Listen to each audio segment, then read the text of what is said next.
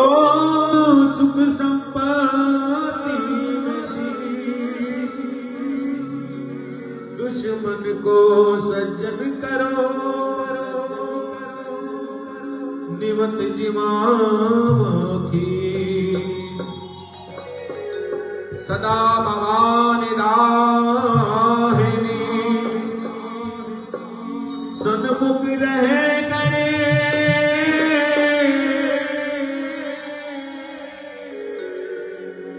पांच देव रक्षा करे, ब्रह्मा विष्णु महेश।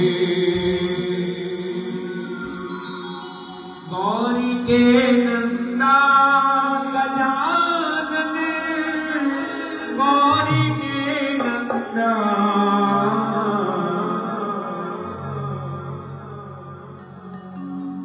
जी मारा विघ्न हरो महाराज, गजानन गौरी के नंदा।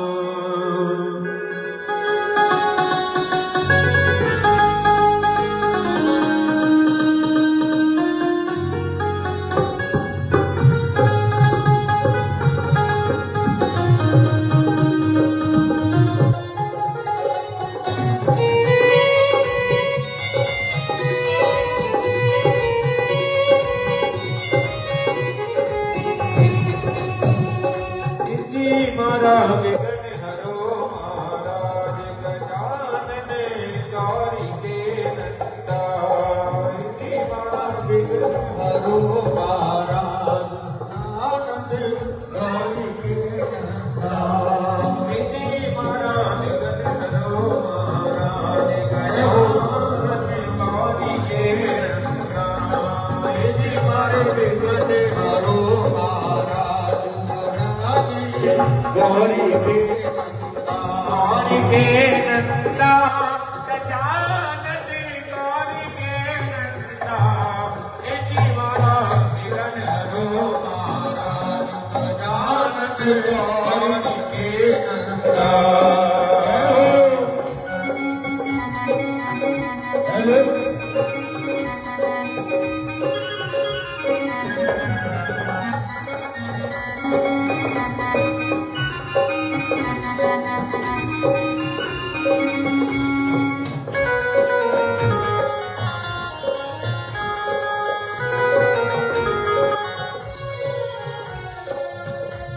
तुम्हारे है शिव शंकर मस्तक पर चंदा हो, पिता तुम्हारे है शिव शंकर मस्तक पर चंदा। माता तुम्हारी पार्वती ओ,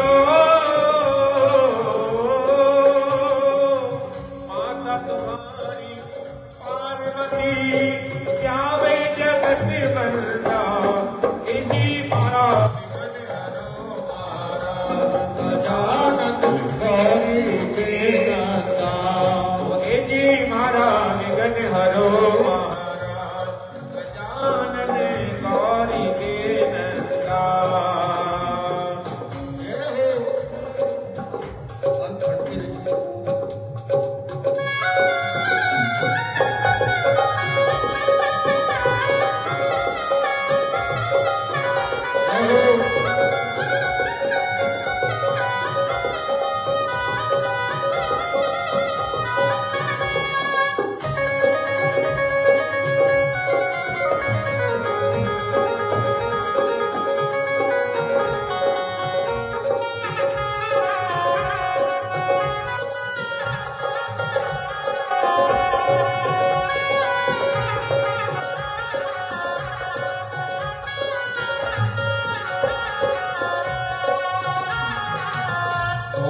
वाहन सूंड सुडाला पर हाथ लेता हो, मूषक वाहन सूंड सुडाला पर हाथ लेता। कल में जनिती माल विराजे,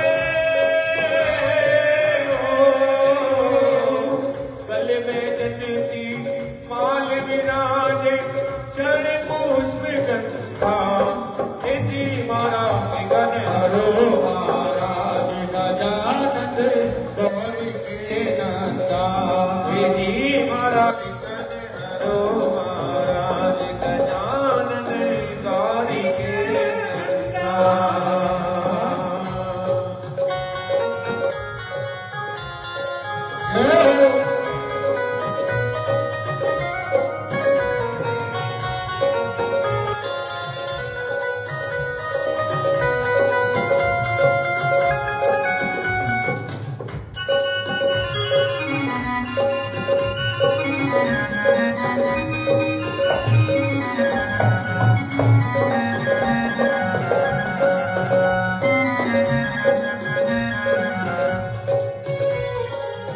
जो नर तुमको नहीं सिमरता उसका भाग्य बनता हो। जो नर तुमको नहीं समझता उसका भाग बनता जो नर धारी करे सेवना, जो नर धारी करे सेवना चले संगीता। इति मारा विघन हरो महाराज गजानन गौरी के नंदा। इति मारा विघन हरो महाराज गजानन गौरी के नंदा। इति मारा विघन हरो महाराज गजानन गौरी के नंदा। यदि मारे विघन हरो महाराज गजानन गौरी के नंदा। गजानन गौरी के नंदा, गजानन गौरी के नंदा। बोले गणेश जी महाराज जी की जय।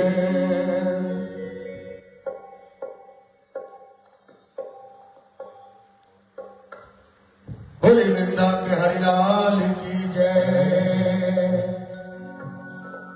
के ब्रज के नंदलाला के राधा झूके सावरिया। सब दुख दूर भये जब तेरा नाम लिया। ब्रज के नंदलाला राधा झूके सावरिया। सब दुख दूर भये जब तेरा नाम लिया। राधे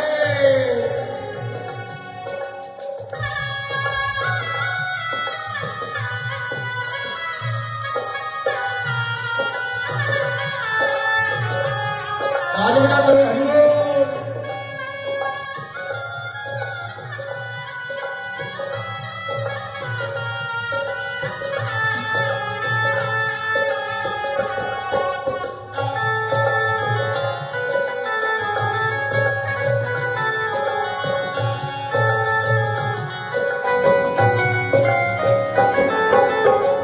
मीरा पुकारे तुम्हें गिरधर गोपाला। मेरा पुकारे तुम्हें गिरधर गोपाला। ढल गया अमृत में विष का भरा प्याला। देखो विष का भरा प्याला कौन मिटाए उसे जिस तूने राख लिया। सब दुख दूर भाए जब तेरा नाम लिया। ओ ब्रज के नंदलाला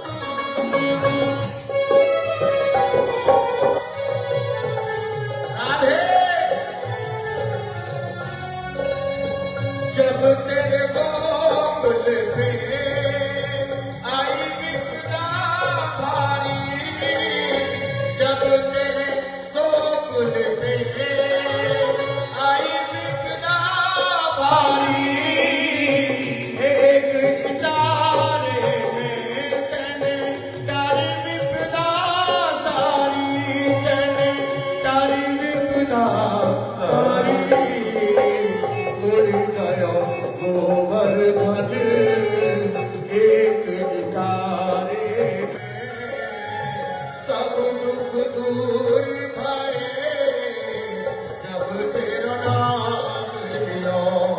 एक नद के नद लाला राधा जी के सावरिया, सब दुख दूर भये जब तेरा नाम लिया।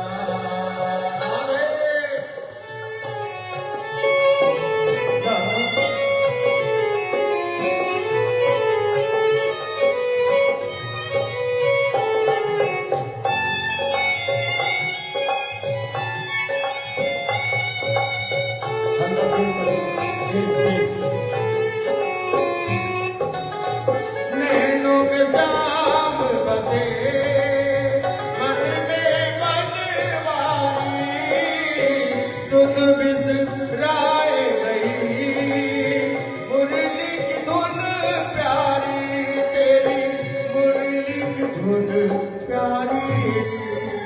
मेरे मन मंदिर में रात रचाओ रसिया, तब दुख दूर भये जब तेरा नाम लिया। ओ ब्रज के नंद लाला राधा जी के सावरिया, तब दुख दूर भये जब तेरा नाम लिया। हरि बोल। और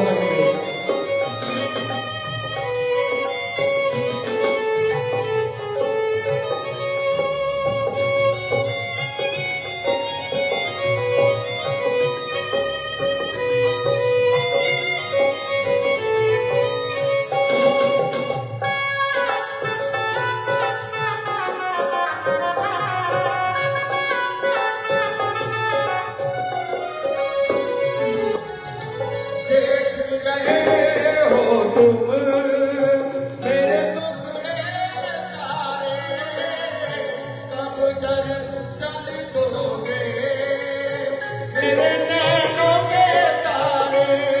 हो मेरे नैनों के तारे, मुरली अधर धरी जिस तुझे राख लिया, सब दुख दूर भये जब तेरा नाम लिया। ओ ब्रज के नंद लाला राधा जी के सावरिया, सब दुख दूर भये जब तेरा नाम लिया। ओ सब दुख दूर भये जब तेरा नाम लिया। ओ सब दुख दूर भये जब तेरा नाम लिया। बोल वृंदावन बिहारी लाल की जय, बोल व्यास जी महाराज की जय, बोल परीक्षित जी महाराज की जय, बोल सुखदेव जी महाराज की जय।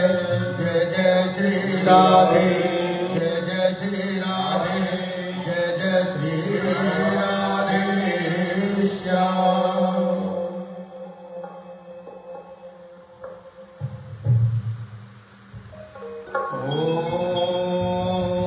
गुरुर्ब्रह्मा गुरुर्विष्णु गुरुर्देवो महेश्वरा, गुरुर्साक्षात् परं ब्रह्म तस्मै श्री गुरवे नमः। अखण्डमण्डलाकारं व्याप्तेन चराचरं तत्पदं दर्शनं तस्मै श्री गुरवे नमः। गजाननं भूतगणाधिसेवतं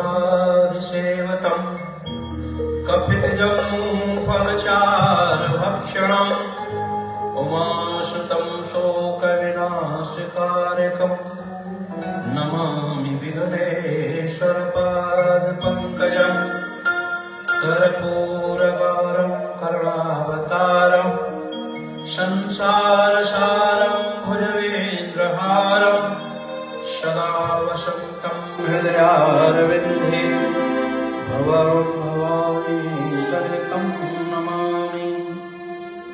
वरापीडं नटवरवपो कर्णयोगकर्णकारं बिभ्राटवासं कण्टकशपं वैजयन्ति च माल्यम् रन्ध्रान्वेन सुध्या पूरनगोपवृन्दै वृन्दावनरमणं स्वपदरमणं ब्रह्माविशद्गीतिकीर्तिः नारायणं नमस्कृतं नरं चैव नरोत्तमं देवी सरस्वती व्यासं ततो जयमुदीरते।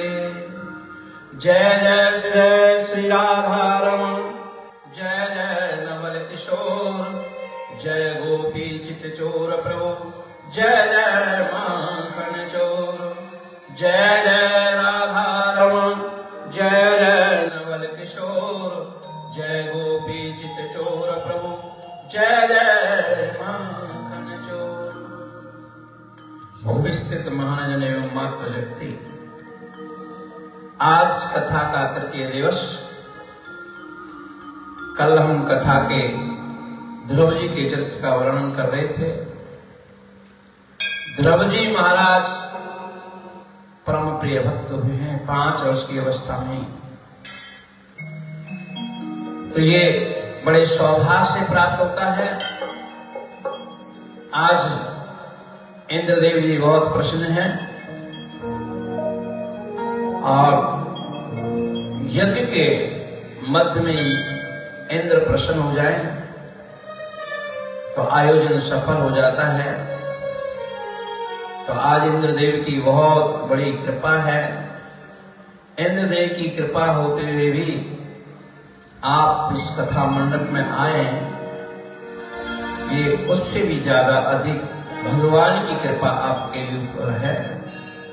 श्रीमन नारायण नारायण नारायण भजमन नारायण नारायण नारायण नारायण नारायण नारायण श्रीमन नारायण नारायण नारायण श्रीमन नारायण नारायण नारायण भजमन नारायण नारायण नारायण भजमन नारायण नारायण नारायण भजमन नारायण नारायण नारायण श्रीमन नारायण नारायण नारायण श्रीमन नारायण नारायण नारायण श्रीमन नारायण नारायण नारायण भजमन नारायण नारायण नारायण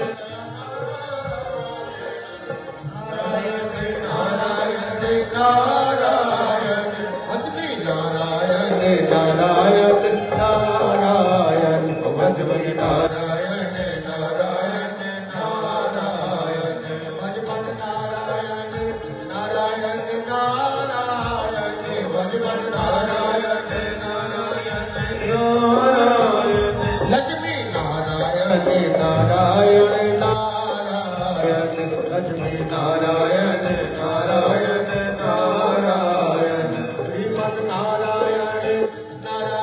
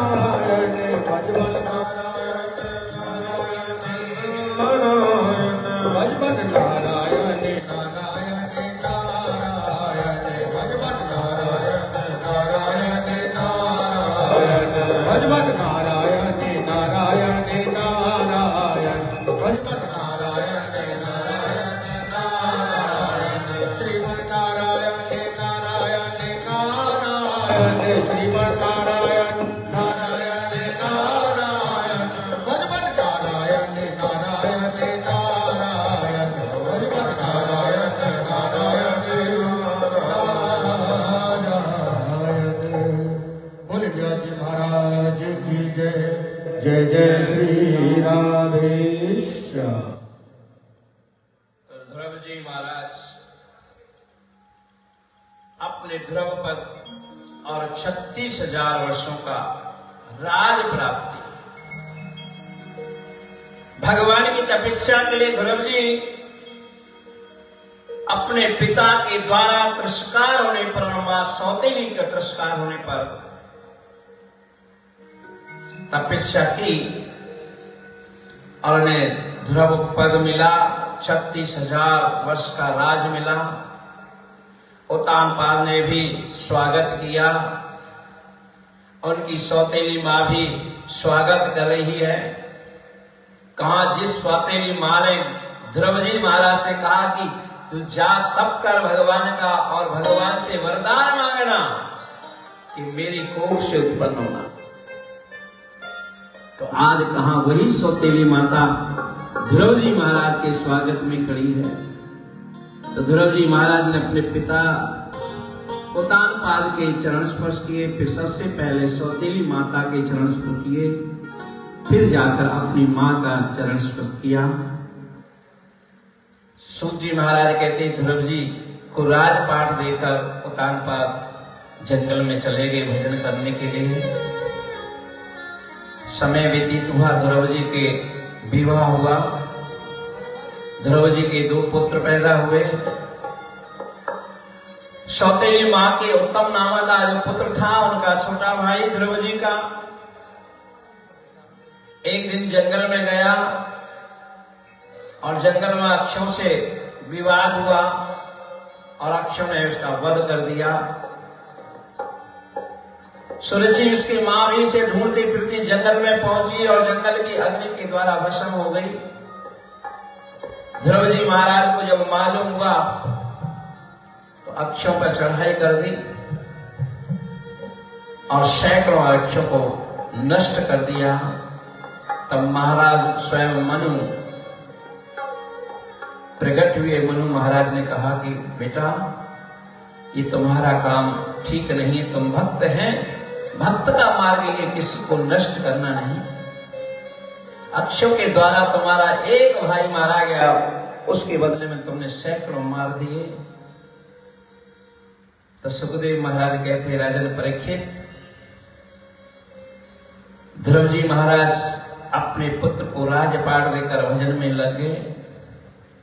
समय पूरा अवधि पूरी हुई 36 वर्ष की,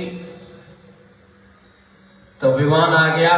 भगवान के पास सदाए और कहा चलो महाराज समय पूर्ण हो गया है।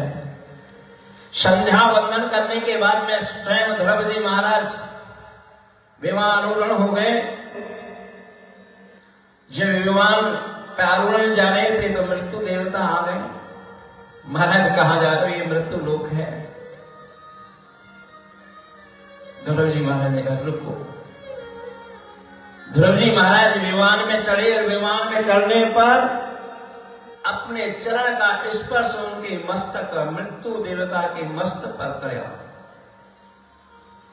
कहा ये काल सबको विनाश होनाता है और कहा ध्रुव जी महाराज अपना चरण स्पर्श करा रहे मृत्यु देवता। यही भगवान की भक्ति का, यही तप का फल है। जब विमान चलने लगा तो कुछ उदास मन से हुआ, तो पार्षद ने पूछ लिया क्या बात है ध्रुव जी, आपका मन कैसे उदास दिखाई दे रहा है? तो ध्रुव जी ने कहा रे जल्दी जल्दी में हम अपनी मां को भूल आए, जिस मां के संस्कार के द्वारा ही आज हमें ये पद प्राप्त हुआ था, उस मां को तो हम भूल आए।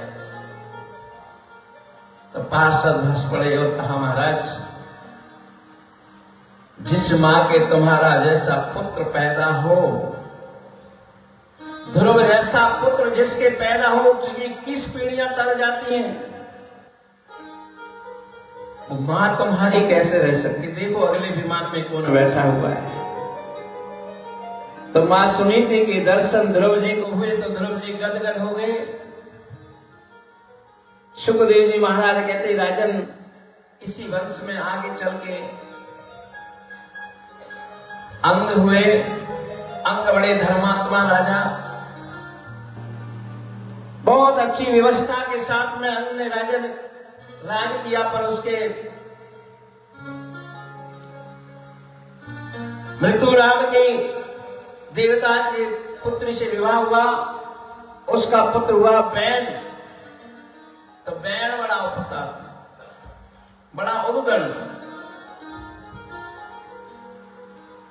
तो बैन के उद्दंड के कारण, उत्पात के कारण महाराज अंग अपने राज की किसी कमरा में, किसी गुफा में जाकर छुप के बैठ गए।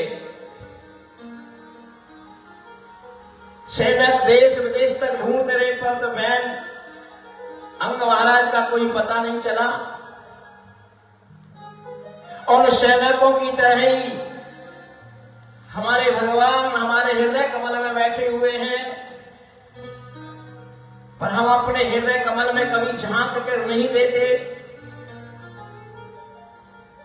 उन्हें अंदर ढूंढने की आवश्यकता है, बाहर ढूंढने की, संसार में भगवान को ढूंढने की आवश्यकता नहीं। भगवान को ढूंढने की आवश्यकता है तो अपने हृदय में ढूंढने की आवश्यकता है, अपने मन मंदिर में ढूंढने की आवश्यकता है। पर हृदय में हम ढूंढते नहीं, बाहर हम ढूंढते हैं। तो राजा अंग मिले नहीं। तो सबने विचार किया राजा कौन आया है, तो बैन को राजा बना दिया। और बैन को जैसे सिंहासन मिला,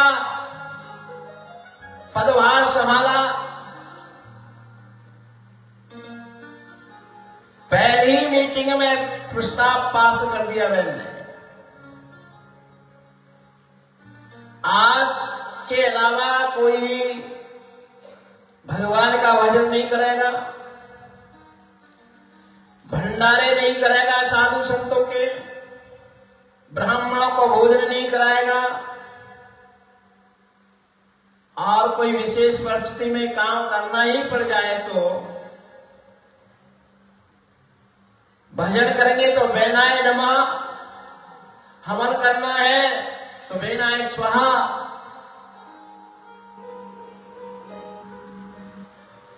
अब तो साधु संत समाज सब बड़ा दुखी,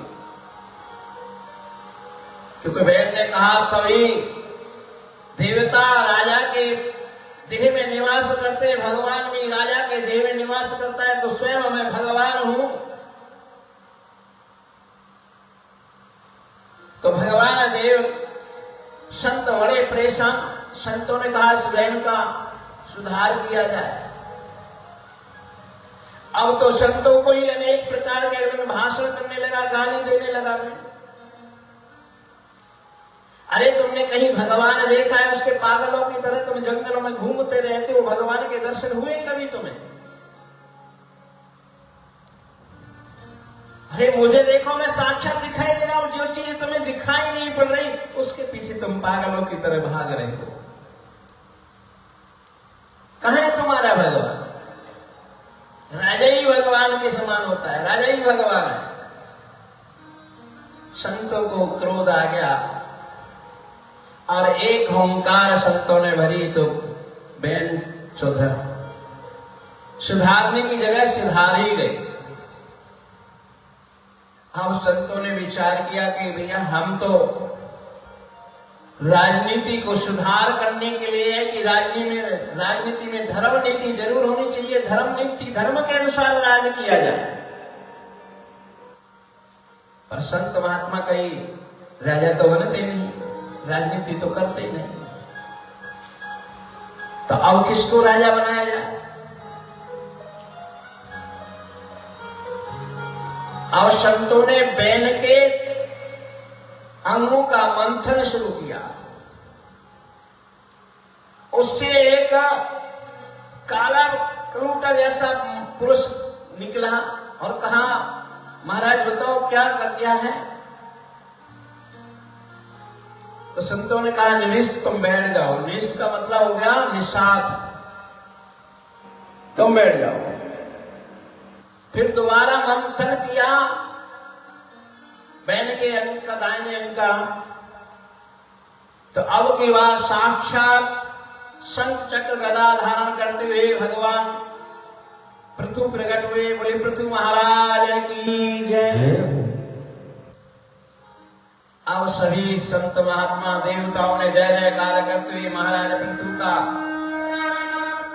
अभिषेक कर दिया, राज सिंहासन प्रदान कर दिया।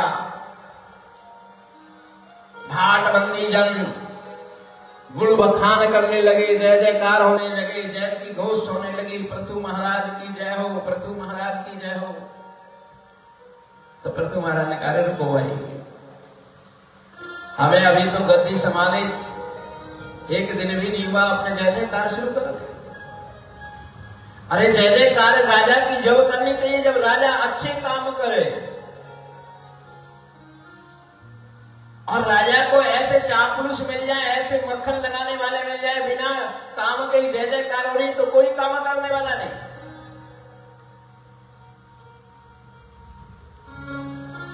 तो जब महाराज पृथु ने रोका तो प्रजाजन कहती, महाराज हम अन्न के कारण भूखे मर रहे हैं, पृथ्वी अन्न नहीं, अकाल पड़ रहा है बहुत दिन से, हमारे भोजन की व्यवस्था की जाए। तो महाराज पृथु ने पृथ्वी को पुकारा, धरे मेरी प्रजा को अन्न प्रदान किया जाए। तुम्हारा कर्तव्य बनता है कि किसान एक बीज भी तुम नहीं बोता है, एक दाना भी डालता है तो हजारों दाना तुम वापस करके देती हो, ये तुम्हारा कर्तव्य है।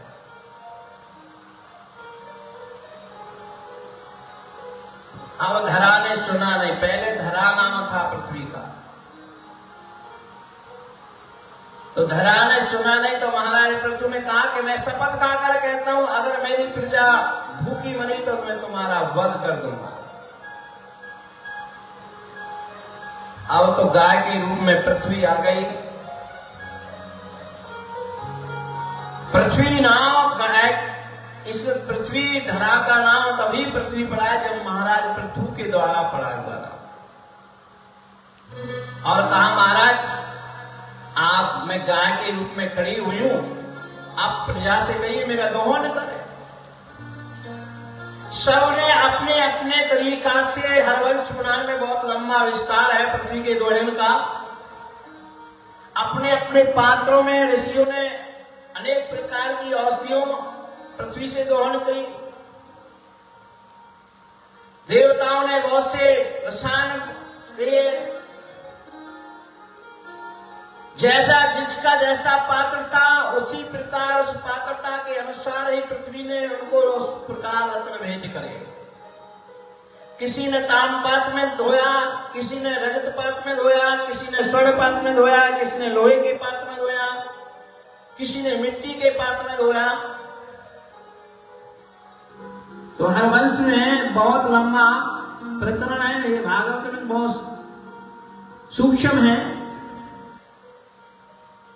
तो अनेक अनेक प्रकार से पृथ्वी का दोहन किया और पृथ्वी ने अपने सारे रत्न जितने थे सब प्रजा को प्रदान कर दिए। महाराज पृथु ने, क्योंकि पहले समतल नहीं थी पृथ्वी, अनेक पहाड़ों को उठाकर उत्तराखंड आदि में और जगह पर विस्तृत कर दिया, पृथ्वी को मैदान समतल बना दिया। पृथ्वी समतल हो गई, हरी भरी हो गई, अनेक प्रकार के। अब तो महाराज पृथु ने यज्ञ यज्ञ प्रारंभ कर दिए और यज्ञ में जब 99 यज्ञ पूर्ण हो गए तो इंद्र को चिंता होने लगी कि मेरा राज सिंहासन चल जाएगा, इंद्रासन चला जाएगा। सतक्रतु 100 यज्ञ होने पर इंद्र बन जाता है। जो 100 यज्ञ पूर्ण कर लेता है राजा इसमें यज्ञ वो इंद्र बन जाता है। तो इंद्र एक बार यज्ञ का घोड़ा चुराने गया तो महाराज पृथु के पुत्र ने इंद्र को पराजित करके घोड़ा लेकर वापस आ गए यज्ञ का। इससे उनका नाम विजय पड़ा, जो विजय प्राप्त करी। यज्ञ प्रारंभ हो गया। फिर इंद्र आया, इंद्र आकर फिर घोड़े को छुड़ा ले गया। अब महाराज पृथु को बड़ा क्रोध आया तो महाराज जब पृथु को क्रोध आया तो महाराज पृथु युद्ध के लिए चलने लगे तो ब्राह्मण देवताओं ने कहा महाराज आपको जाने की आवश्यकता नहीं, हम इंद्र को अभी यहीं बुला लेते हैं।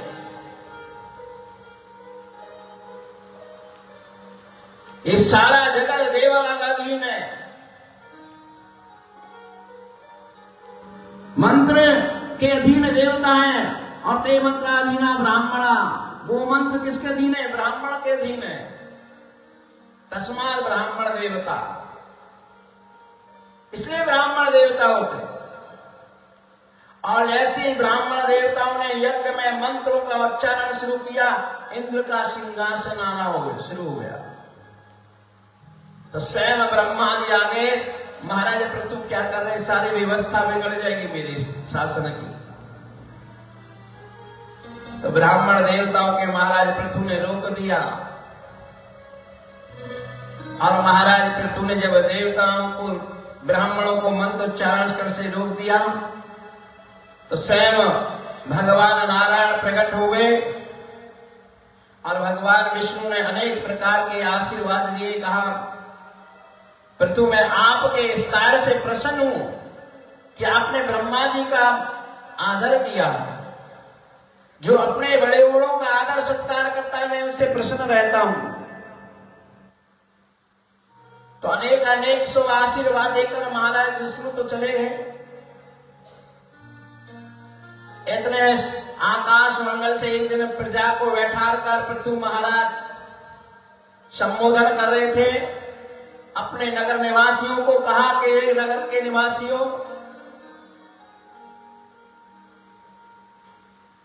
प्रजा का कर्तव्य है कि राजा को कर देना चाहिए। प्रजा का कर्तव्य है राजा को कर देना चाहिए। इस कर से ही सारी व्यवस्था चलती है। आज अंग्रेजी भाषा में से टैक्स कह देते हैं। तो राजा कर के द्वारा व्यवस्था करता है और राजा का कर्तव्य क्या है? उस प्रजा को सुरक्षा प्रदान करना, उसकी जो भौतिक आवश्यकता है, पानी है, सड़क है और जो जो आवश्यकता राजा से अपेक्षा प्रजा करती है, उन चीजों को राजा को देना प्रजा के लिए। अपनी कर्म निष्ठा में रहते हुए अगर ऐसा राजा नहीं करता, कर तो ले लेता है और वो राजा प्रजा को सुरक्षा प्रदान नहीं करता, तो कर के रूप में प्रजा का पाप का भक्षण वो राजा करता है। ये हमारे शास्त्रों में व्यवस्था है। और प्रजा से संबोधन करते कहा कि राजा के साथ में, क्योंकि यथा राजा तथा प्रजा, जैसा राजा होता है वैसी ही प्रजा बनती है। अगर राजा धर्मात्मा है तो प्रजा भी धर्मात्मा होगी, और राजा धर्मात्मा नहीं तो प्रजा धर्मात्मा नहीं बन सकती। यथा राजा तथा प्रजा, तो इस प्रकार से धर्म का उपदेश, शिक्षा नीति का उपदेश महाराज पृथु अपनी प्रजा को संबोधन कर रहे थे। इतने में ही आकाश मंडल से सनकादि ऋषि चारों भाई आगे। महाराज पृथु ने उनका बड़ा आदर सत्कार किया। महाराज पृथु ने निवेदन किया कि महाराज मुझे धर्म की शिक्षा, मेरी प्रजा कैसे सुखी रहे। तो शंकराचार्य ऋषियों ने पृथु महाराज से कहा, राजन, जो राजा धर्म के मार्ग पर चलते हैं, नीति के मार्ग पर चलते हैं, शास्त्र के मार्ग पर चलते हैं, उनका कल्याण अवश्य होता है। अनेक प्रकार से शंकराचार्य ऋषियों ने महाराज पृथु को धर्म की शिक्षा उपदेश दिया। तो महाराज पृथु ने विचार किया कि इतना अच्छा इन्होंने प्रवचन दिया है, इस प्रकार से भगवान की भक्ति का, अब मैं इनको क्या निवेदन करूं। तो क्या निवेदन करूं, ये महाराज पृथु विचार कर रहे हैं। तो महाराज पृथु ने कहा, महाराज मैं आपको क्या दे सकता हूं।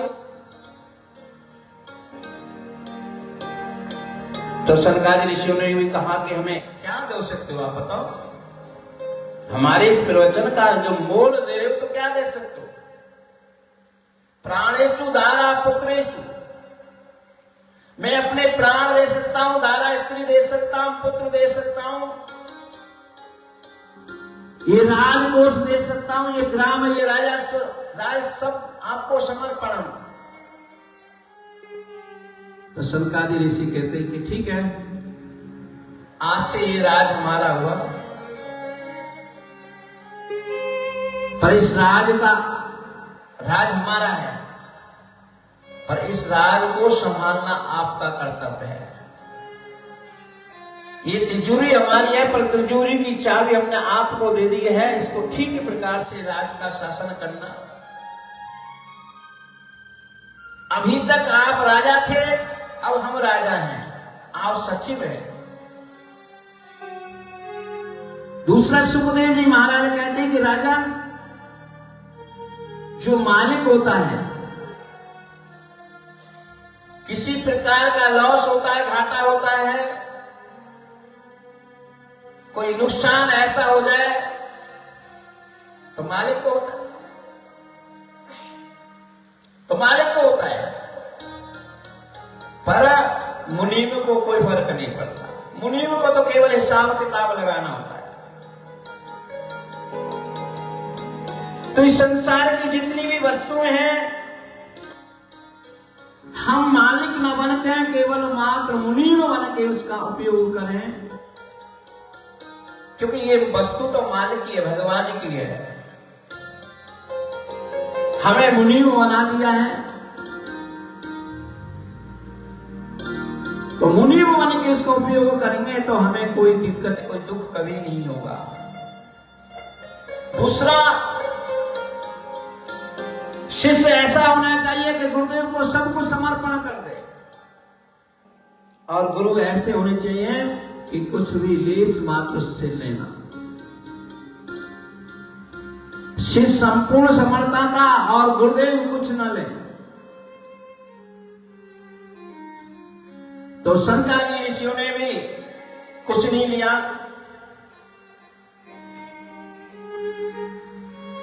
महाराज इन्हीं के वंश में आकर प्राचीन वही राजा हुए। प्राचीन वही राजा ने अनेक यज्ञ किए, और उस यज्ञ में अनेक प्रकार के पशुओं का बल यानी बलि दी गई।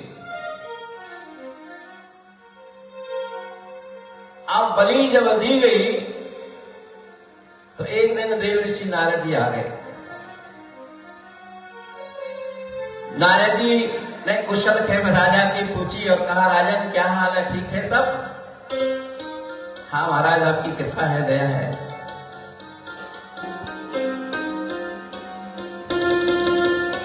तो प्राचीन वही राजा से कहा कि राजन देखिए ऊपर आकाश की तरफ देखो, कुछ अब तक जितनी भी बलियां आपने जिन पशुओं की दी, सब पशु आकाश में देख रहे हैं आपको। जब आकाश की तरफ नजर उठाकर प्राचीन वही राजा ने देखा तो सारे के सारे पशु उस राजा की तरफ घूर रहे थे। तो प्राचीन वही राजा ने कहा, महाराज गुरुदेव, ये मुझे ऐसे क्यों घूर रहे, ऐसे क्यों देख रहे हैं? तो नारद जी कहते हैं कि ये इसलिए देख रहे हैं, इंतजार कर रहे हैं कि कब तू मरे और कब तेरे से बदला ले। अब तो प्राचीन वही राजा घबरा गया कि महाराज मैंने तो कुछ नहीं कहा, ये तो जैसा व्यवस्था ब्राह्मण ने बताई वो कर दिया मैंने।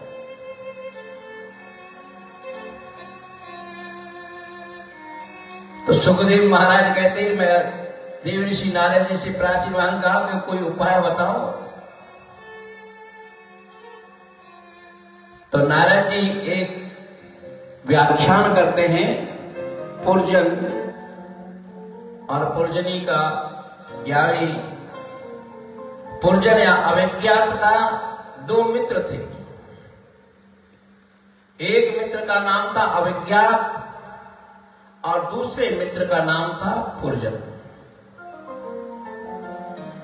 अब पुरजन और अविज्ञात दोनों घनिष्ठ मित्र थे। एक दिन क्या विचार किया कि अविज्ञात और पुरजन बैठे हुए थे। पुरजन ने कहा, मैं कहीं घूम के आता हूं, आप भी चले, चल तो हम घूम के आते। तो उसने कहा कि मुझे तो घूमना नहीं है, आपको घूमने जाना है तो आप जा सकते।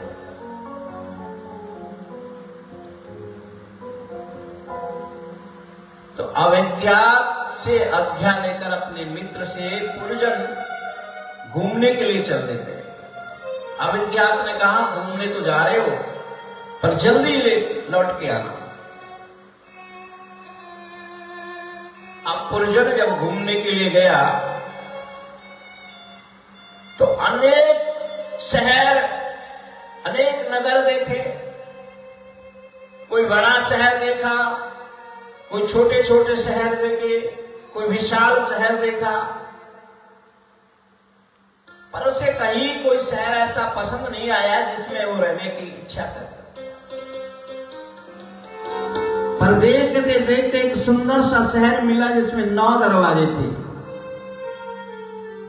उस 9 दरवाजे के शहर में उसको ऐसा आकर्षण हुआ कि वो अपने आप को रोक नहीं पाया और शहर के मुख्य द्वार में प्रवेश कर गया।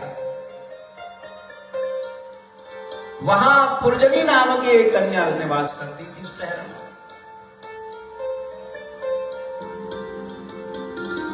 उस पुरजन के 10 सैनिक थे। उस पुरजनी के एक सेनापति था और एक 5 फुट वाला नाग था।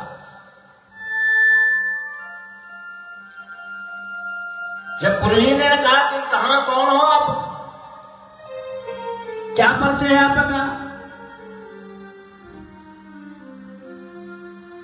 तो पुरजनी से पुरजन कहता है, मेरा नाम पुरजन है, आपका परिचय देवी। मेरा नाम पुरजनी है और मैं शहर की मालिकिनी हूं। ये 10 सैनिक मेरी आज्ञा के अनुसार काम करते हैं और ये 5 नाग मेरी विशेष सुरक्षा बॉडीगार्ड में।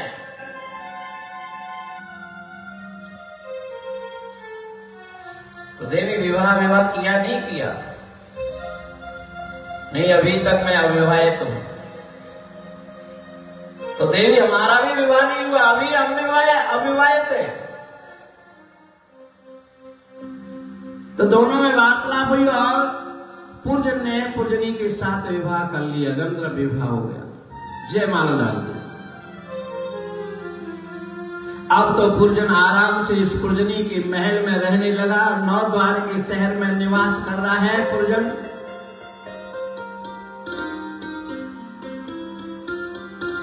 अब पुरजनी हंसे तो पुरजन हंसे, पुरजनी रोवे तो पुरजन रोवे, पुरजनी खाए तो पुरजन खाए।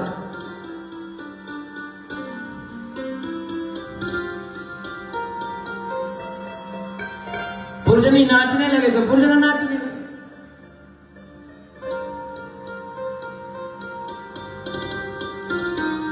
उस शहर में रहते वो समय व्यतीत हो गया।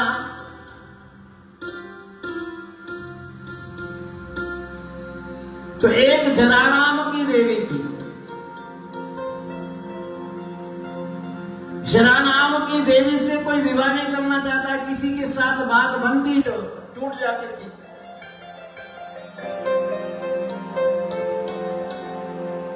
तो जरा नाम की देवी ने एक चंद्रवेग नाम का गंधर्व था।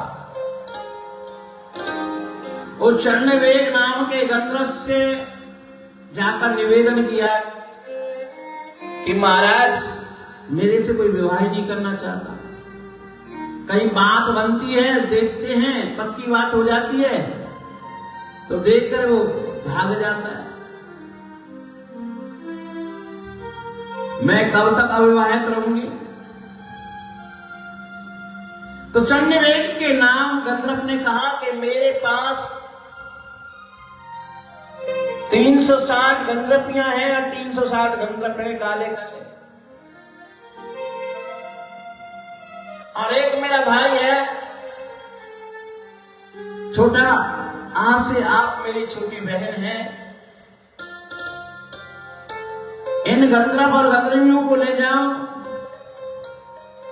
और जो भी तुम्हें अच्छा लगे, तुम्हारे अनुकूल हो, उसी के गले में जयमाल डाल देना।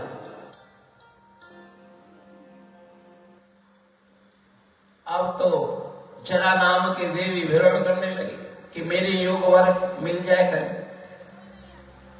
अपने योग वर ढूंढने के लिए जरा नाम की देवी 9 द्वार का महल था, 9 द्वार का जो शहर था उसी में प्रवेश कर गए।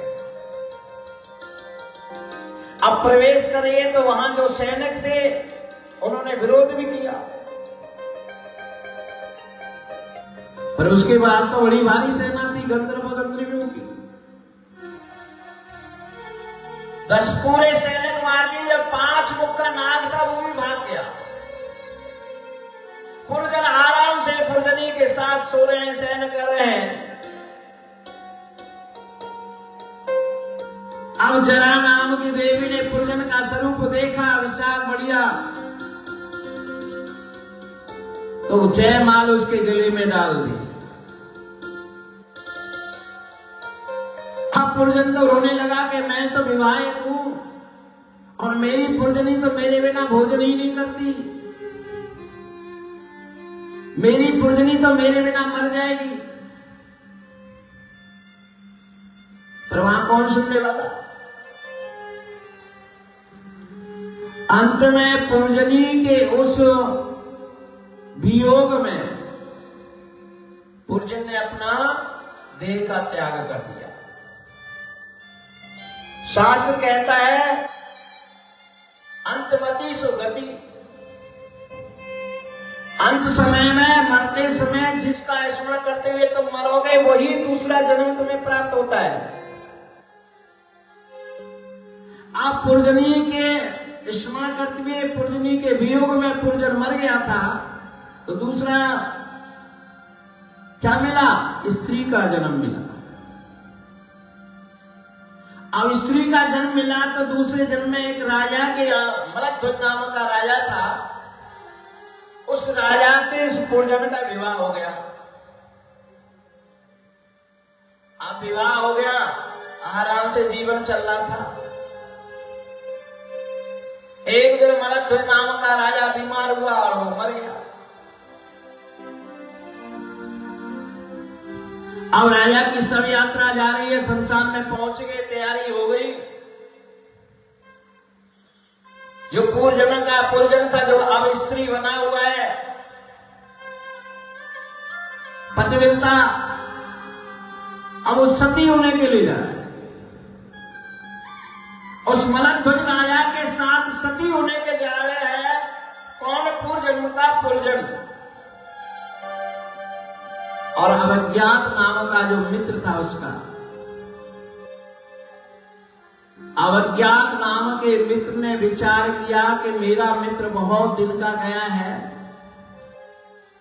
अभी तक उसने मेरी सुध नहीं ली, चलो हम ही खोज लाते हैं कहां गया। मित्र को तो याद नहीं आई, पर मैं खोज लाता हूं। तो अविज्ञात निकला एक ब्राह्मण के वेश में, ढूंढते फिरते वहीं पहुंच गया शमशान घाट में। अब उसने पहचाना ये तो पूर्वजन है, ये साड़ी वाड़ी पहने बैठा है, क्या बात है। अविज्ञात ने आवाज लाई, ओ मित्र, भाई किसके साथ सती हो रहे हो?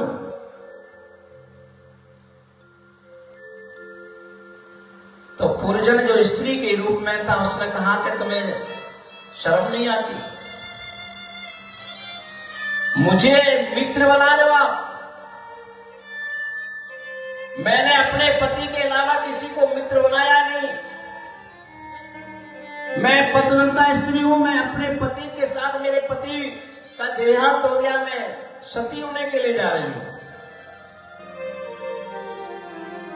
आप मुझे यहां इतने लोगों की भीड़ लगी और इस तरीका की वार्तालाप कर रहे, कौन हो आप? अविज्ञात कहता, अरे मित्र तो पहचानता नहीं, बड़ा सती होने का ढोंग कर रहा है। अरे कुछ जोर दे, अपनी पूर्व याद कर। देखा हम दो मित्र थे, मेरा नाम अविज्ञात है, तेरा नाम पूर्वजन्म था, पूर्वजन्म में। जब उसमें सुना आया कि हाँ मैं तो पूर्वजन्म था, पूर्वजन्म में, तो पूर्वजन जो स्त्री बना हुआ तो उसने साड़ी वाड़ी सब फेंकी और अपने दोस्त मित्र के अविज्ञात के साथ दोनों मिले। तो देव ऋषि नारद कहते हैं, प्राचीन वही राजा, कथा को समझ में आई? तो प्राचीन वही ने कहा कि महाराज कथा तो वो सुंदर लगी, पर समझ में कुछ नहीं आया।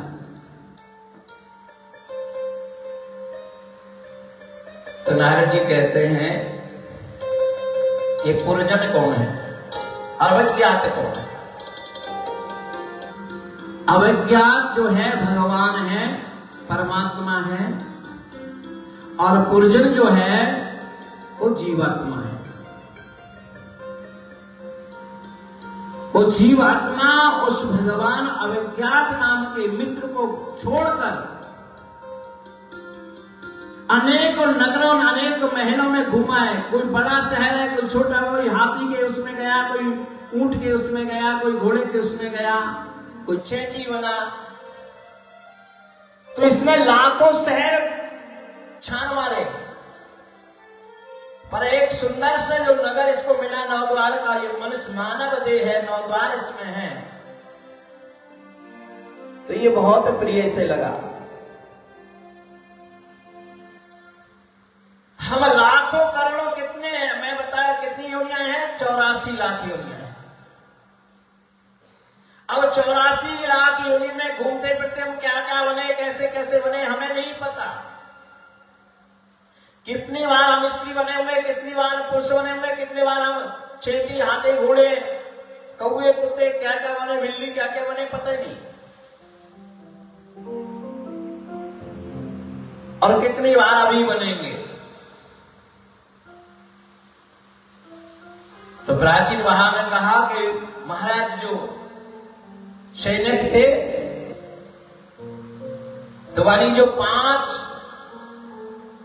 प्राणवायु, प्राण, अपान, उदान, व्यान, समान, ये 5 वाला जो फन वाला नाक था, वो 5 प्राणवायु अपने अपने बात है। जो 10 सैनिक थे, एक सेनापति था।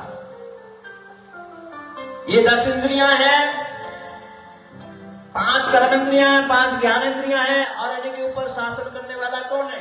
मन है। ये मन है, और मन के ऊपर भी हमारी बुद्धि देवी है। आज बुद्धि कहे भैया तो बहुत जोर की बरसात हो रही है, आज ठंड बहुत है, अधिक रजाई में आनंद है, कहीं कुछ नहीं जाना, तो आनंद से रजाई में नहीं। बुद्धि देवी ने कहा नहीं, कथा में बहुत ही आनंद है, कथा में हमें जाना अवश्य है, तो हम कथा में पहुंच जाएंगे। अब बैठे रहे कथा में, कान कथा सुनते, पर हमारा मनीराम जो सेनापति है वो कहीं दौड़ने चले जाए, पहुंच जाए हनुमान की पौड़ी पे गोता लगा रहा हो, तो आपको मालूम नहीं पड़ेगा कि कथा में क्या सुनाया गया, क्योंकि मनीराम के साथ जब सेनापति चला गया तो सैनिक काम नहीं करते, शासन तो सेनापति का होता है। और जो गंधर्व और गंधर्वियां थी वो दिन और रात थे। जरा नाम की जो देवी थी जिससे कोई विवाह नहीं करना चाहता, वो वृद्धावस्था है। हम सब जवान बना रहना चाहते हैं, युवा बनना चाहते हैं, पर हम वृद्ध नहीं बनना चाहते, और जबरदस्ती आकर हमें वो वृद्धावस्था जरा नाम की देवी घेर लेती है। तो ये समझाया प्राचीन मही ने, और प्राचीन मही को देव ऋषि नारायण ने ज्ञान कराया, मुक्ति का साधन बना। मनु और शत्रुपा के 3 पुत्री थी, आकुति, देवु की प्रसूति, और 2 पुत्र थे, प्रियव्रत और उतानपाद। महाराजा प्रियव्रत बड़े ही चक्रवर्ती सम्राट थे। उन्होंने विचार किया कि ये रात्रि क्यों होती है, ये रात्रि में शयन करके लोग अपना समय बर्बाद कर देते हैं, तो मैं रात्रि नहीं होने दूंगा।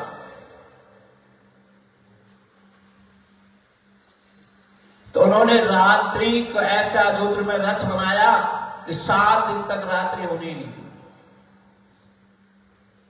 तो स्वयं ब्रह्मा जी ने समझाया कि महाराज,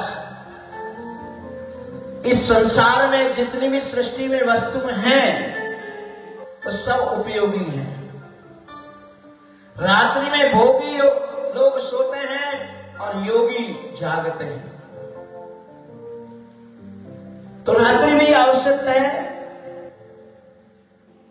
इस पृथ्वी के 9 खंड हुए, प्रचेताओं के द्वारा 7 द्वीप बनाए गए।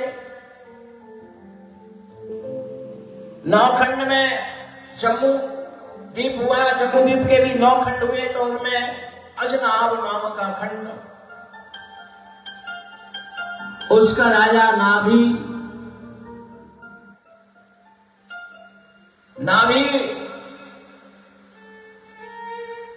इंद्र नाम, क्योंकि नाभि राजा बहुत बलवान और वश थे।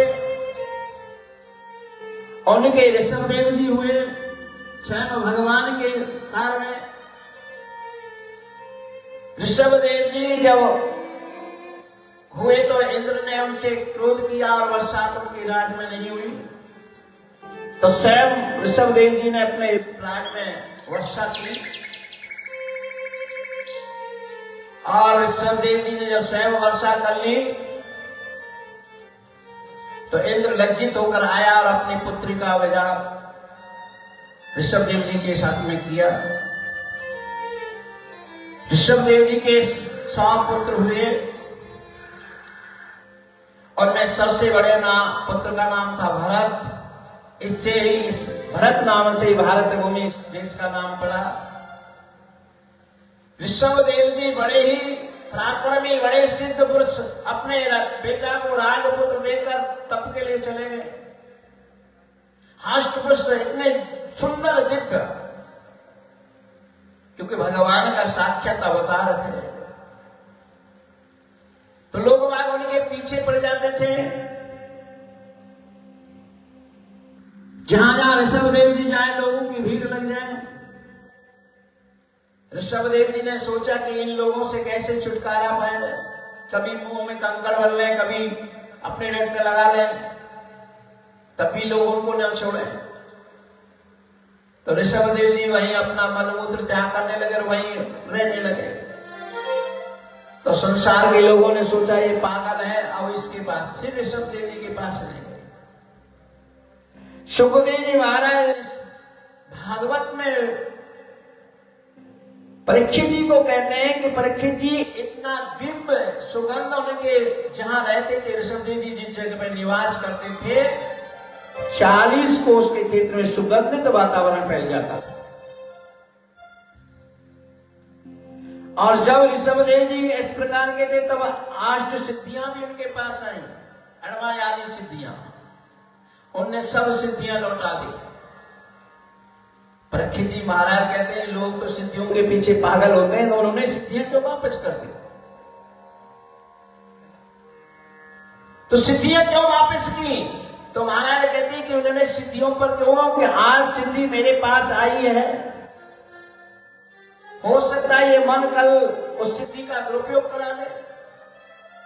इसलिए संत महात्मा जो भगवान को चाहते हैं, कि भगवान के भजन में ही सदा लगे रहते हैं, वो सिद्धियों से भी उन्हें कोई प्रयोजन नहीं होता, सिद्धियों से भी उसे कोई वो नहीं है। तो सारी सिद्धियां वापस कर दी और अंत में अपने प्राणों का सृजन कर दिया। इन्हीं के जो महाराज भरत थे, उन्होंने भी अपने राजपुत्रों को राज देकर तप करने के लिए चले गए। कहां? गंडकी नदी में, जो नेपाल में स्थित है, उस गंडकी नदी में तप कर रहे हैं भरत जी महाराज। और भरत जी महाराज सूर्य अर्घ दे रहे हैं। सूर्य अर्घ के समय क्या देखते हैं भरत जी, कि हिरणी एक जल पान कर रही है, जल पी रही है। उसी समय कहीं कोई शेर की दहाड़ सुन ली। प्रसूति का समय था उस हिरणी का, भय के कारण प्रसूति हो गई और हिरणी तो मर गई थी।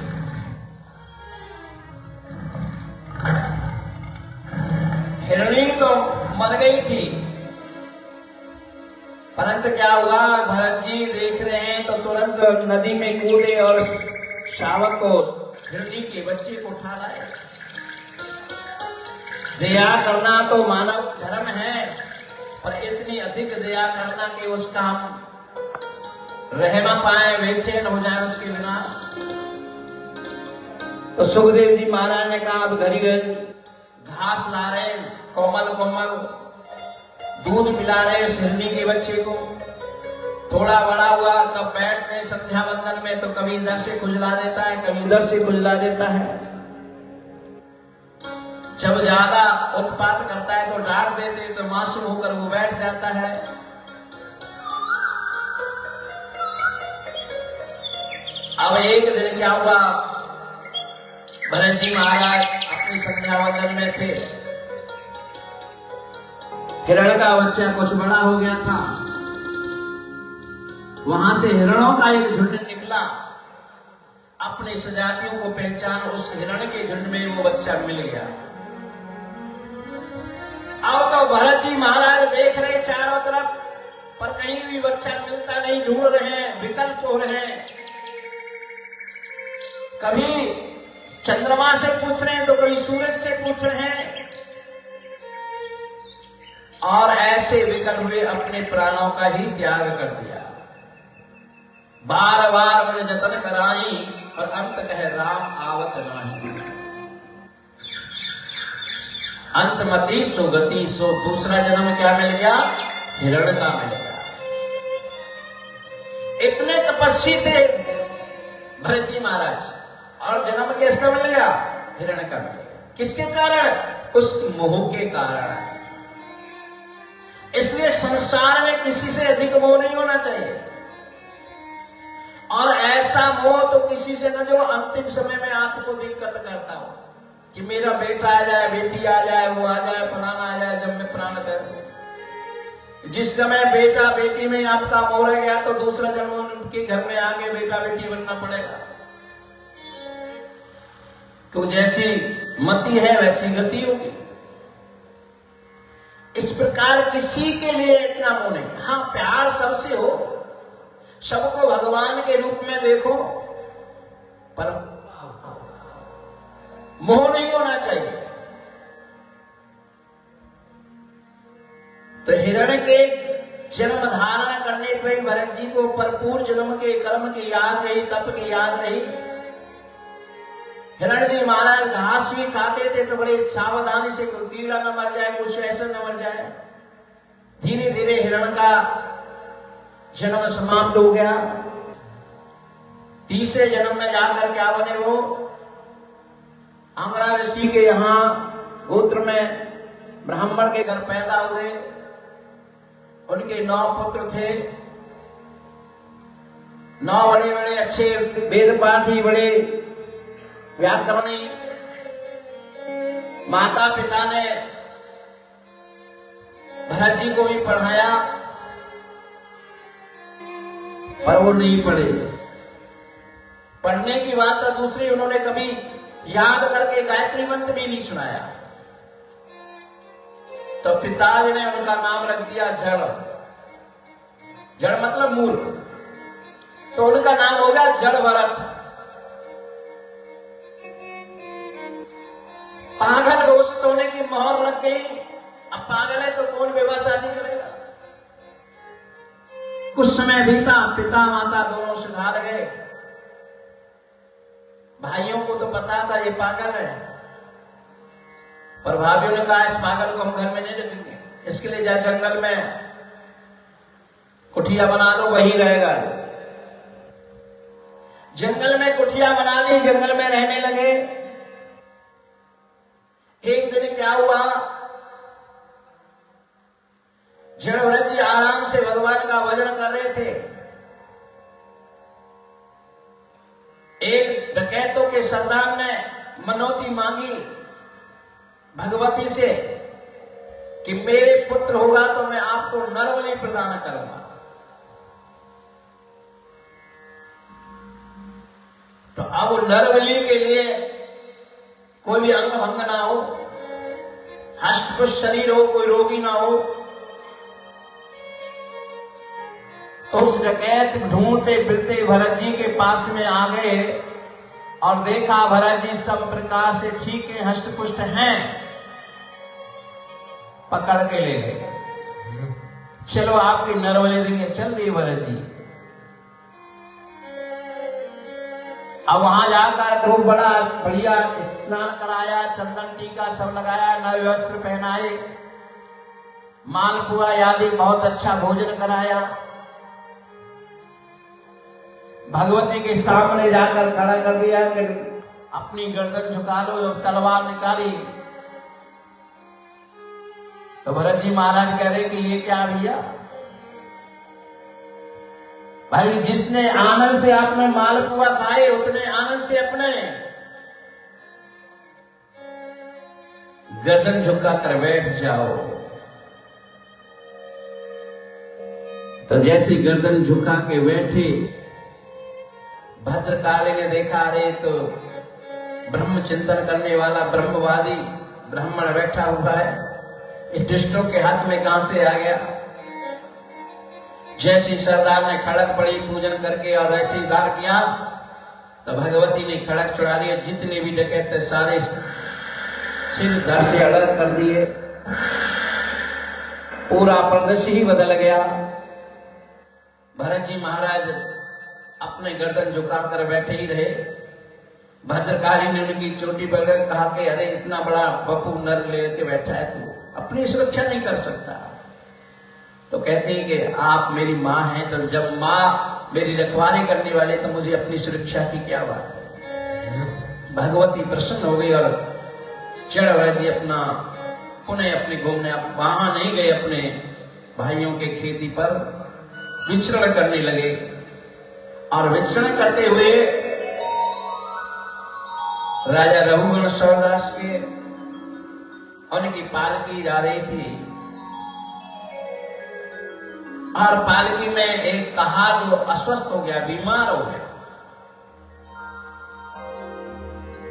अस्वस्थ कहार हो गया तो दूसरा महाराज से कहा कि महाराज ये कहार बीमार है, अब क्या करें? मन की किसी को ढूंढ के लाओ। तो कहार गए और देखा कि भरत जी बैठे हुए हैं। भरत जी को ले गए और भरत जी जब ले गए तो पालकी में जोड़ दिया गया रघुनाथ जी के में। अब भरत जी महाराज तो साक्षात संत हैं, वो नीचे दृष्टि करके चलते हैं। कोई भी चेटी या चेटा आता है तो उछल पड़ते। तो पहली बार उछले तो रघुनाथ महाराज के सिर में लग गई। भाई अपने कारों से कहा कि तुम्हें एक पालकी चलानी नहीं आती? महाराज हम तो अपनी गति से चल रहे, पर ये जो नया कहार है ये गड़बड़ कर रहा है। पालकी देखते हैं, अरे इसको तो कितने दिन से तुमने पालकी उठाने में लगा रखा है, और देखो कितना बेचारे का दुबला पतला शरीर है, कितना दुबला पतला शरीर है। तो जैसे धीरे से फिर दोबारा कोई चेटी या चेटा आया, फिर उछल गए तो बराबर तो ज्यादा उनकी लगी। आओ तो रघुवर जी को गुस्सा क्रोध आ गया। रे कहा तुझे पता नहीं क्या, मैं राजा रघुवर बैठा हुआ हूं, तेरी चिकित्सा कर दूंगा अभी, और तू सोचता हो कि मैं ऐसा करके पालकी से बाहर से बच जाऊं, तो बच नहीं सकता। आज तक भरत जी महाराज किसी से बोले नहीं, पर आज बोले, और आज ऐसे बोले कि राजा रघुगण के आंख खुल गई। राजा रघुगण से कहा, रे राजा, ये शरीर न मोटा है न पतला है, इससे मोटे पतले से इससे कोई फर्क नहीं पड़ता। देह कितनी मोटी हो या कितनी भी पतली, उससे कोई फर्क नहीं पड़ता। और ये कितना इसमें भार रखा है, इससे भी कोई फर्क नहीं पड़ता। तो राजा गरुड़ को ज्ञानी था, संतों के साथ सत्संग करता था। कपिल जी महाराज के आश्रम में सत्संग के लिए तो जा रहे थे रघुड़। तुरंत पालकी से उतरा कि महाराज मुझे लगता है कि आप कोई ब्राह्मण हैं, अवधूत वेश में घूम रहे हैं अपने को छिपाकर, कोई ब्रह्मवादी है। मैं किसी से नहीं डरता हूं, केवल डरता हूं तो ब्राह्मण के श्राप से डरता हूं। मैं राजा इंद्र के वंश से नहीं डरता, भगवान शंकर के त्रिशूल से नहीं डरता। मुझे डर लगता है तो केवल ब्राह्मणों से लगता है। तो महाराज भरत जी मुस्कुरा गए। तो महाराज भरत जी से कहते हैं, रघुन, हे प्रभु ब्राह्मण देवता, आपने कहा कि इस भाव का कोई पता नहीं लग रहा, ये न शरीर आत्मा दुबली है न पतली है न मोटी है, कुछ भी नहीं है। इस आत्मा पे किसी का कोई फर्क नहीं पड़ता। तो राजा रघुगण ने एक उदाहरण दिया बटलोई का कि महाराज चूल्हे के नीचे आग लगाई जाए, चूल्हे में आग लकड़ी लगा के आग लगा दी गई, उसमें बटलोई रख दी गई, उसमें पानी डाल दिया गया, उसमें चावल डाल दिया गया। तो सबसे पहले क्या गर्म होगा? बटलोई गर्म होगी, बर्तन गर्म होगा। उसके बाद में क्या गर्म होगा? जल पानी गर्म होगा, और पानी जब गर्म हो जाएगा तो चावल पकेगा।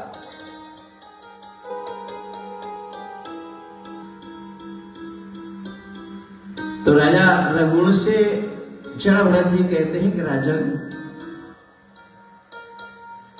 आप है तो मूर्ख, पर आप बड़े विद्वानों के साथ बैठ के ऐसा लगता है कि ज्ञान की बात कर रहे हैं, पर यह ज्ञान की बात नहीं है। उस आत्मा बटलोई है, पानी है, चावल है, आग है, ये तो दृश्य है, दिखाई दे रहे हैं। भाई आग जल रही है वो भी दिखाई दे रही है, उसमें आग पे बटलोई रखी है चूल्हे पे वो भी दिखाई दे रही है, पानी डला है वो भी दिखाई दे रहा है, चावल डला है वो भी दिखाई दे रहा है। पर जो आत्मा है वो आज तक आपने देखी क्या? आत्मा किसी ने नहीं देखी। आत्मा का स्वरूप क्या है? हम स्थूल देह को आत्मा तो नहीं कहते। अरे ये देह तो अपने अपने में 5 तत्वों के द्वारा रचित है, 5 तत्व अपने अपने में विलीन हो जाते हैं। तो रघुवर ने कहा महाराज आप जब ऐसी बात कर रहे हैं तो ये दुख का अनुभव, सुख का अनुभव कहां से कैसे होता है?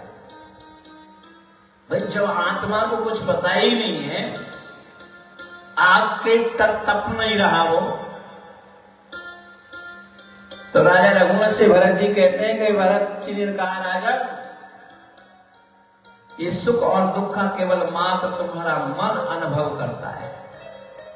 मन के अनुकूल कार्य हो जाए तो मन सुखी हो गया, मन के विपरीत कार्य हो जाए तो मन दुखी हो गया। आत्मा कोई सुख और दुख का भी वो भी नहीं है।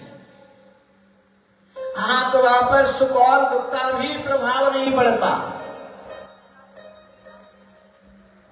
तो राजा रघुवर ने भगवान भरत जी जड़ भरत की परिक्रमा करी और अपने नगर के लिए चले गए।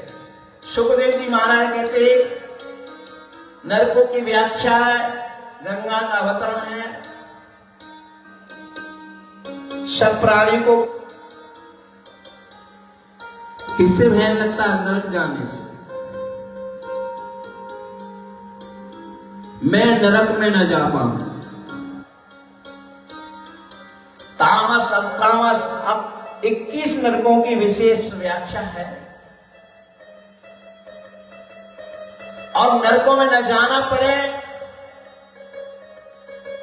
हमें ये मानव देह मिला है तो सबसे पहला धर्म और कर्म क्या है? परहित सरस धर्म नहीं भाई और पर पीड़ा नहीं अधमाई। दूसरे के हित करने के समान कोई भी धर्म नहीं है और दूसरे को दुख पहुंचाने के समान कोई भी पाप नहीं है। तो हमारे द्वारा किसी को कोई कष्ट ना हो, किसी को कोई दुख ना पहुंचे, ये हमें अपने विवेक के द्वारा, बुद्धि के द्वारा विचार करना चाहिए। हमारे ना चाहते हुए भी उसे कष्ट हो जाए वो अलग बात है, पर हम ऐसी विचारधारा रखें, ऐसी मानसिकता रखें कि हमारे द्वारा किसी का अहित ना हो, किसी को कोई कष्ट ना पहुंचे, किसी को कोई दुख ना पहुंचे। तो ये सबसे बड़ा धर्म है। और हमारे द्वारा किसी का अहित हो रहा है, किसी को दुख पहुंच रहा है, तो ये सबसे बड़ा पाप है। बाकी अनेक प्रकार की व्याख्या है पापों की और नरकों की। कौन कौन से कर्म करने से कौन कौन से पाप प्राप्त होते हैं। तो सुखदेव जी महाराज से राजा परीक्षित कहते हैं महाराज आप डरा रहे, बल्कि डरा नहीं ना, नरकों के द्वारा ही शुद्ध, यानी तपाने के बाद ही शुद्ध होता है सोना। मनुष्य को पवित्र करने के लिए ही तपाया जाता है। मनुष्य के जितने पूर्व जन्म के कर्मों के अनुसार उसे तपाया नहीं जाएगा तो भगवान की शरण में कैसे पहुंचेगा। तो सुखदेव जी महाराज से राजा परीक्षित ने पूछा कि भगवान कोई ऐसा है, कोई ऐसी कथा, ऐसा कोई वृत्तांत बताइए जो घोर पापी हो और भगवान की प्राप्ति कर ली हो, भगवान की प्राप्ति कर ली हो। एक अजामिल का नाम ब्राह्मण कानकुब्ज, अजामिल नाम ब्राह्मण बहुत ही अच्छा था, श्रेष्ठ था, माता पिता की भक्ति भी करता था, पत्नी भी अच्छे स्वभाव की थी, पर संगति का असर पड़ जाता है कई बार। हम अच्छे व्यक्तियों के साथ बैठेंगे,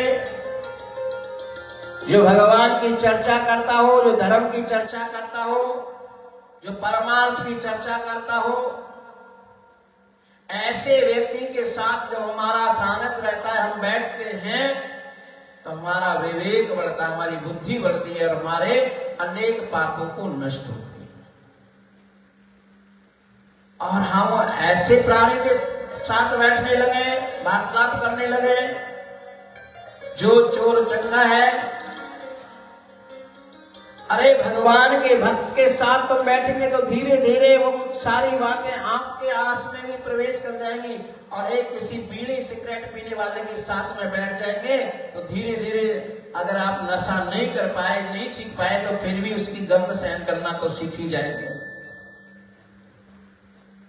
तो जैसी गंध हम सहन करना सीखे तो हमें फिर उससे नहीं होगा। तो इसी प्रकार अजामिल बहुत अच्छा था। पंत क्या गया, जंगल में समधा लकड़ी लेने के लिए गया। एक प्राणी को वेश्या के साथ गमन करते उसने देखा, तो उसका रमन वहीं से विचारधारा बदल गई और इतनी विचारधारा बदली कि उस वेश्या के साथ ही घरबार सब छोड़कर वेश्या के साथ ही रहने लगा। उसके वेश्या के द्वारा संतान पैदा हुई, 9 पुत्र। भगवान की अनुकंपा हुई, साधु संत है, साधु संतों के द्वारा आशीर्वाद में कोई आदर सत्कार अजामिल ने नहीं किया, पर संतों ने कहा कि हमारा दर्शन वैसे नहीं जाता, हम आपसे मांग नहीं रहे, हम जो दे रहे हैं आप उसे ले लीजिए।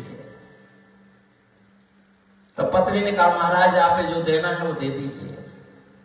तो संतों ने कहा जो तुम्हारे गर्भ में है वो भी बेटा होगा, उसका नाम तुम नारायण रख लेना। तो अपने बच्चों का नाम भी भगवान के अर्थ पर नाम रखना चाहिए कि हम उससे भाव, पुत्र भाव में, पुत्र मोह में भी पुकारे। तो हम पुत्र मोह में पुकारेंगे तो हो सकता है हमारा भी कल्याण हो जाए,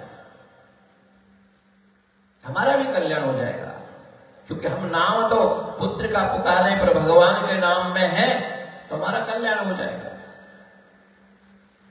तो राजा परीक्षित से भगवान सुखदेव जी महाराज ने कहा कि राजन, उसके पुत्र हुआ, उस वेश्या ने उस पुत्र का नामकरण नारायण रखा। अजामिल बहुत दिन से बीमार चल रहा था, उसका समय आया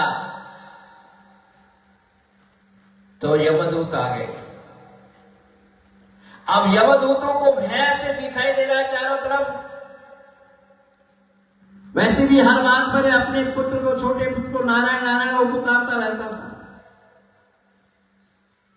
तो उसने जोर से चिल्ला चिल्ला कर पुकारा, नारायण बेटा नारायण, बेटा नारायण। इतनी आर्त भाव से जब पुकारा था, वो पुकार कहां पहुंच गई, वैकुंठ लोक धाम में।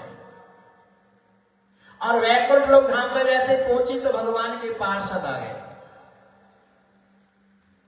यमदूत भी है और भगवान के पार्षद भी है। ये सारा दृश्य जो है वो अजामिल देख रहा है।